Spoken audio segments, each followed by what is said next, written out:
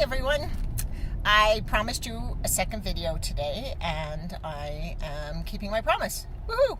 So I'm a little stuck in a little traffic, so I am safely driving, hands-free, with my phone mounted to my steering wheel, so that I can look back and forth between you and up 2 inches to see the road, the entire road. So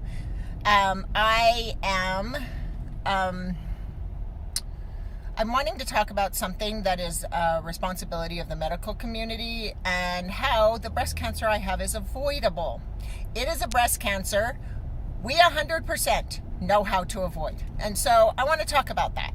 And I want to get rid of some myths. And at the same time, I want to talk about the true cause and how the medical community is not taking responsibility for it, and that's frustrating because I trust the medical community. I trust what has been done in this situation of like cancer. Like, I am totally trusting the medical community because they know what they're doing. And I have this one medical community that is fighting for the lives of women, and another that's killing them and not even caring. So when I was young, had severely heavy periods, and I was actually bleeding to death. I had extremely low iron levels, and so I was put on birth control and to control the bleeding. And then I've spent my whole adult life on birth control. And so come to find out, the kind of cancer I have is caused by birth control. Now, it doesn't mean you can't be on birth control for short periods of time, but you shouldn't be on it for more than 5 years at a time. The best recommendation is kind of 5 years on, 5 years off kind of thing, because that extended hormone adjustment is what causes the kind of breast cancer I have. What I am frustrated about is that no OBGYN in my entire life has told me this.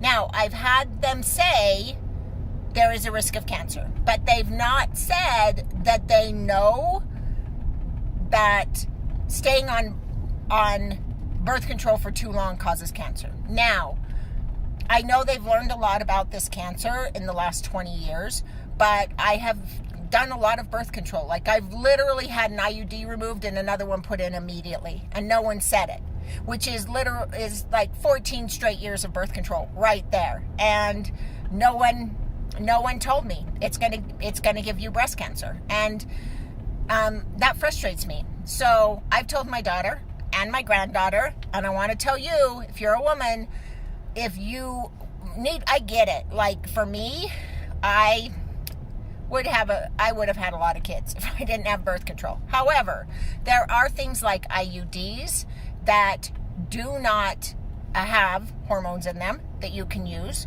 that have very high percentages, and that in combination with like a cervical cap and condom, all of that combination has high percentages, because if that rare chance is you get pregnant, you generally don't sustain it having an IUD in. So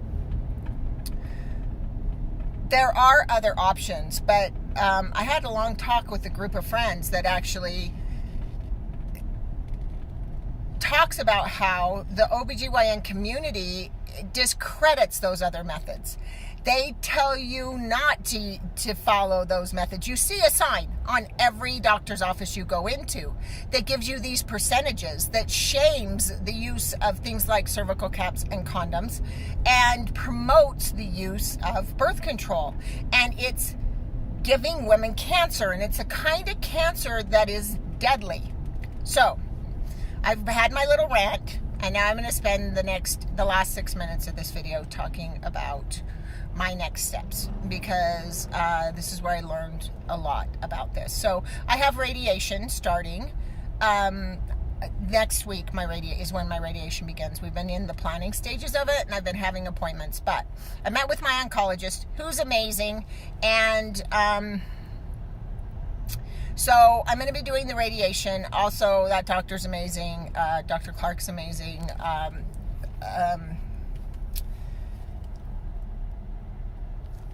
I just forgot the pronunciation. It's Ispin. I think it's Ispin.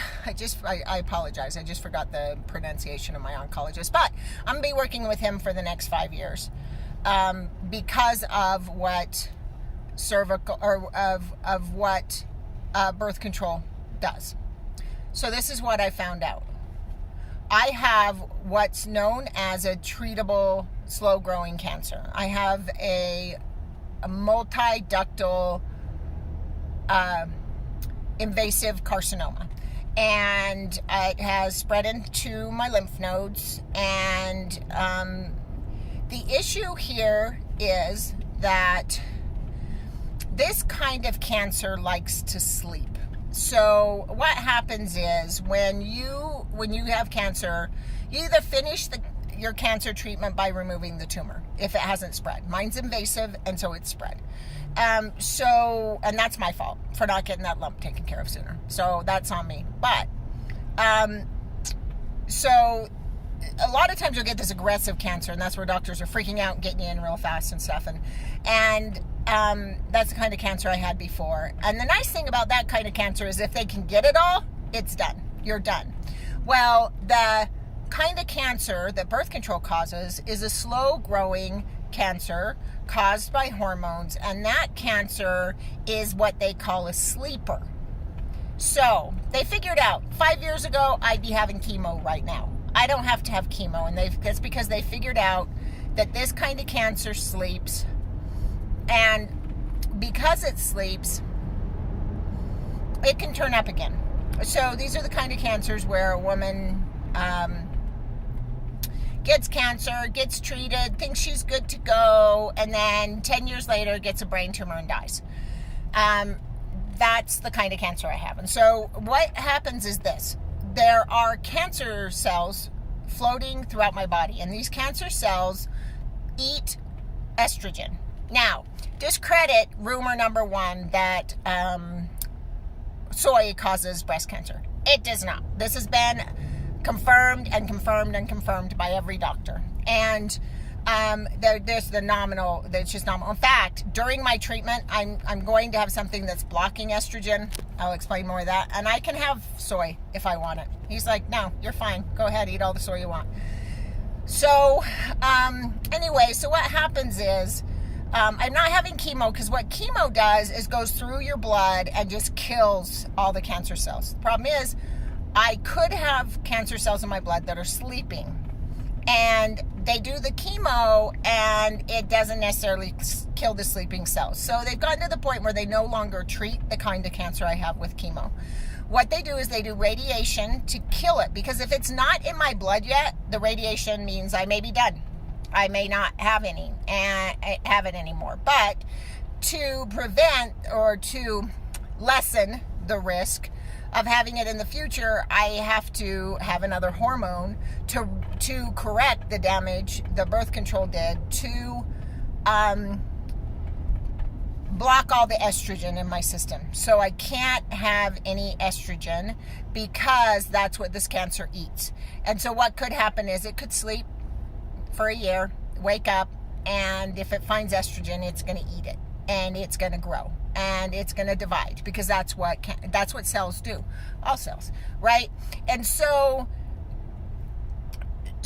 I know my path, and I know my plan, and I know I'm healthy, and I'm running now, and my life's amazing, and my brain chemistry's good, and I eat healthy food.